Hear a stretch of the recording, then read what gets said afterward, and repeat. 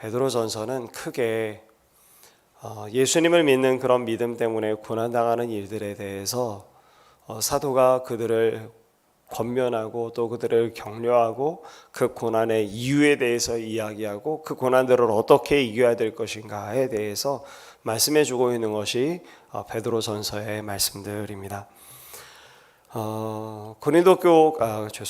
베드로전서의 수신자가 되고 있는 성도들이 비방과 부당한 대우, 모욕과 경제적인 위협, 신체적인 위협, 위와 같은 다양한 그런 위협의 일들을 경험하고 또 그 가운데 있습니다. 그런데 사랑하는 성도 여러분, 예수 그리스도를 믿는 그 믿음 때문에 당하는 여러 많은 고난당하는 것을 성경은 우리에게 어떻게 이야기하는가 하면 그것을 이상하게 여기지 말라. 비방을 당하고 모욕을 당하고 부당한 대우를 당하고 여러 모양으로 위협을 당하게 된다 할지라도 그것을 이상하게 여기지 말라고 그렇게 성경은 우리에게 이야기합니다. 사도행전의 이야기들을 살펴보게 되면 사도행전에 바로 그런 이야기들이 기록되어 있는 거죠.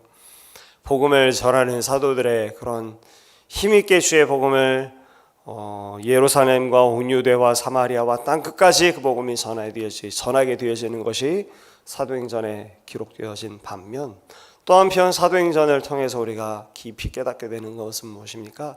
그 복된 소식, 구원의 소식이 전하여짐에도 그 구원의 복음의 소식을 모든 사람들이 기쁨으로 기꺼이 받지 않는다라고 하는 사실이 사도행전에 기록되고 있는 것입니다. 한편으로는 그 복음을 믿고 받아들이는 이들이 있는가 하면 또 한편으로는 어떻던가요? 그 복음을 거부하고 그 복음 전하는 이들을 핍박하는 그런 일들이 그 복음 전하는 일들 가운데 그 속에서 벌어지게 된다.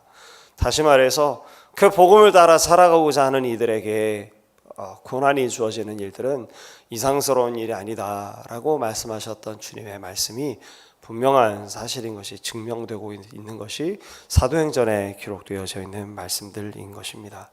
그래서 사도 바울도 사랑하는 그의 아들 디모데에게 편지를 쓰면서 이렇게 기록하는 말이 있었던 것을 여러분 기억하실 것입니다.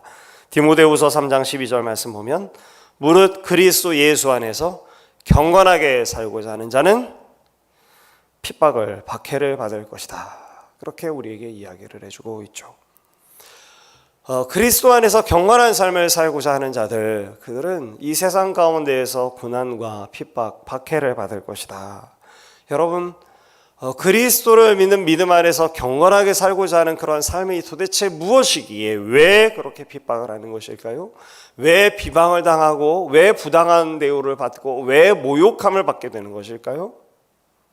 오늘 우리가 함께 읽은 본문의 말씀들 가운데 기록되어졌습니다만 여러분 그것을 이 시간 다시 잠시 생각해 보는 것이 필요하다고 저는 생각합니다. 그리스도를 믿는 믿음으로 경건한 삶을 살고자 하는 그들의 삶, 그 삶이 과연 어떤 것이겠습니까? 우리의 일상을 전폐하고 하루에 10시간씩 기도하는 삶입니까? 우리 하나님 앞에 드리고자 이 세상에서의 삶을 뒤로 도외시한 채 살아가는 삶을 그리스도 안에서 경건하게 사는 삶이라고 말하고 있습니까? 그렇지 않습니다. 말하자면 직장생활, 가정생활, 그리고 우리가 여러 많은 사람들을 만나게 되어지는 그런 사회생활들, 이런 것들을 모두 다 감당하는 가운데 있죠. 다만 어떤 모습으로 살아갈까요? 직장생활하고 가정생활하고 또 여러 사람들을 만나는 인간관계들, 이런 들 속에 살아가는데 그것을 결코 전폐하며 사는 사람들이 경건한 사람들이 아니고 우리에게 주어진 삶의 영역들을 그저 우리가 최선을 다해서 살아가고 있는데 다만 이 일을 하나님의 사랑, 이웃사랑이라고 하는 사랑의 이중계명이라고 하는 그런 가치관을 가지고 살아가는 사람들, 이 사람들이 바로 경건한 사람들의 삶입니다. 그런데 이러한 일들을 하는 삶의 가치관이 다르고 도덕적 수준이 다르고 그리고 남을 향한 배려의 깊이가 다른 그런 모습으로 살아가는 것이 바로 경건한 삶인데 하나님을 사랑하고 이웃을 사랑하기 때문에 직장생활을 똑같이 하고 가정생활을 똑같이 하고 여러 많은 사람들과 인간관계의 삶을 우리가 똑같이 살아가는데 그 가운데 특별히 여러분들처럼 새벽에 시간을 내어서 주 앞에 나와 기도하고, 여러분 왜 새벽에 나와서 이 시간 이렇게 기도하십니까? 왜 따로 시간을 구별하여서 말씀을 묵상하십니까? 우리가 직장 생활을 뒤로 전폐하고 혹은 인간관계를 뒤로 하고 가정생활에 게을리하면서 하는 것들이 아니지 않습니까? 하나님 사랑과 이웃 사랑의 마음을 가지고 주 앞에 우리의 일상생활의 일들을 더 충실하게, 삶의 다른 가치관을 가지고 도덕적 수준의 깊이가 다른 것으로, 남을 배려하는 그 배려가 다른 사람들이 생각하는 것보다 조금 더 깊은 배려를 가지고 우리가 일상생활을 감당하면서 그 시간들을 또 따로 떼어서 하나님 앞에 기도하고 말씀을 묵상하는 그런 삶을 사는데, 왜 그와 같이 살아가는 사람들에 대해서 박해를 피할 수 없다라고 성경은 우리에게 이야기하여 주는 것일까요?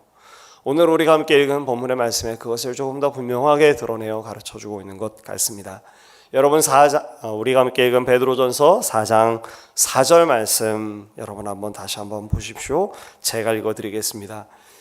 이러므로 너희가 그들과 함께 그런 극한 방탕에 다름질하지 아니하는 것을 그들이 이상히 여겨 비방하나. 그 이전 우리의 삶이, 주 앞에 구원받기 이전 우리의 삶이 어떤 것이었었는가 하면 함께 죄 가운데 머물러 사는 것이었었다고요. 그것을 구체적으로 나열하여 이야기하기를 사람들의 정욕을 따라 살아가는 삶, 다시 말한다면 내 스스로가 주인 되어서 살아가는 삶, 내 스스로가 주인 되어 나의 뜻대로 살아가는 삶을 그들과 함께 살아가고 있었다.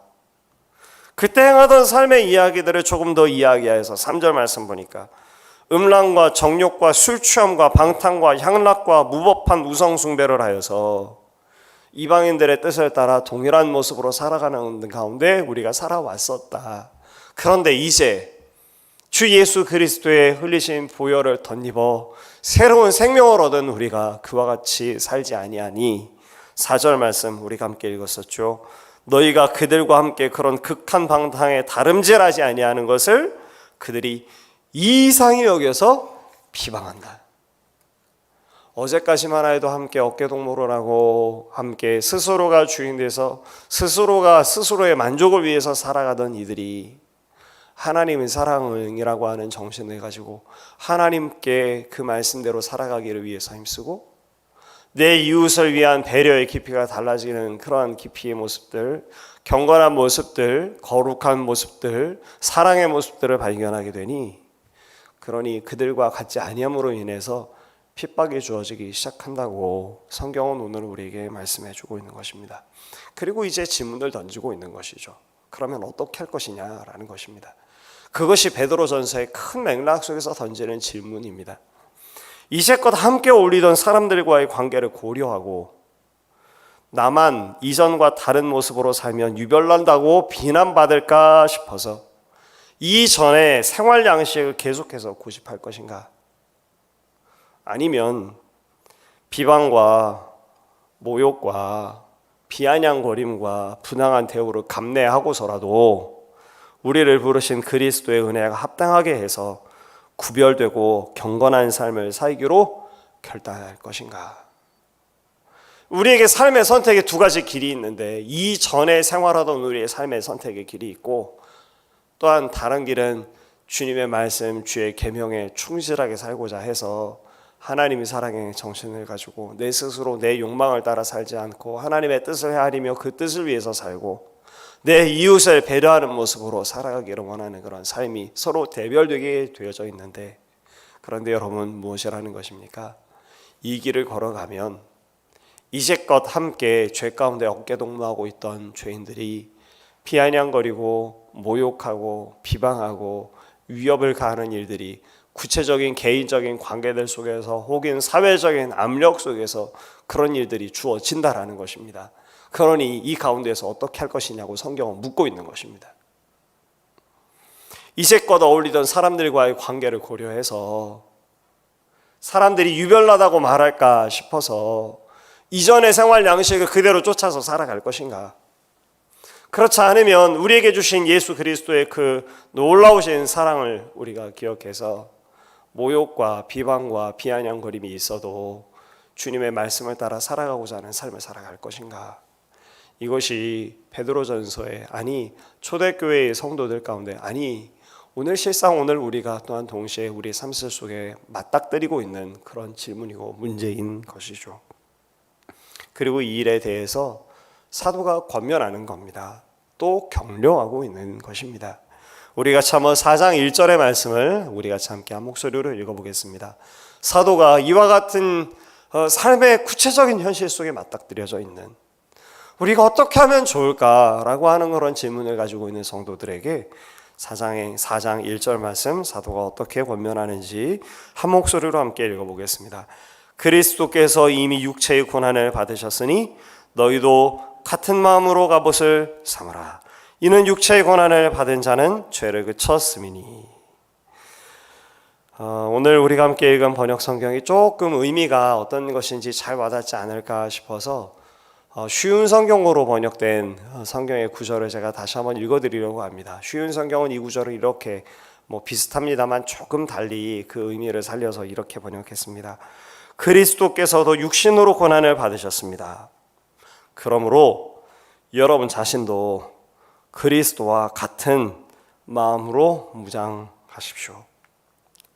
제가 좀 이것을 달리 표현한다면 그리스도께서도 육신으로 고난을 받으셨으므로 여러분 자신도 같은 태도와 같은 자세를 가지십시오 라고 지금 사도는 권면하고 있는 것입니다.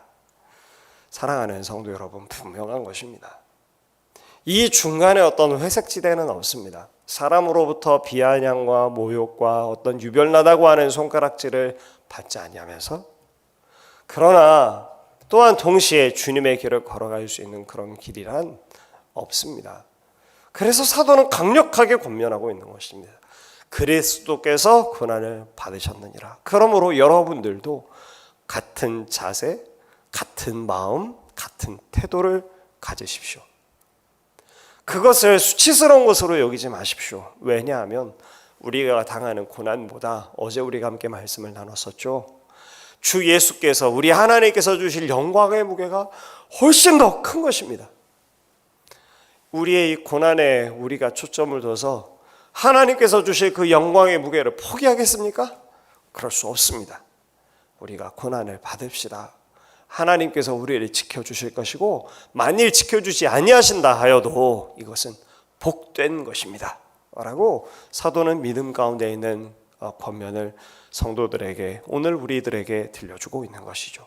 그리고 마지막 권면들, 특별히 중요한 이야기들을 7절부터 11절까지의 말씀으로 들려주고 있는데, 우리 같이 이것을 함께 읽으면서 살펴보도록 하겠습니다. 7절 함께 읽겠습니다. 만물의 마지막이 가까이 왔으니 그러므로 너희는 정신을 차리고 근신하여 기도하라. 무엇을 하라고요? 만물의 마지막 때가 이제 가까이 왔다. 그러니 어떻게 해야 되는가? 깨어있고 너희가 준비해야 된다. 어떻게 깨어있고 준비할 것인가? 정신을 차리고 근신하여서 기도해라. 8절의 말씀 제가 읽어드리겠습니다. 무엇보다도 뜨겁게 서로 사랑할 것이다. 얼만큼 사랑해야 할 것인가? 그 사랑이 허다한 죄를 덮을 만큼 용서의 능력이 되어지는 것이 바로 그 뜨거운 사랑의 이름으로, 그러므로 서로 사랑하라고.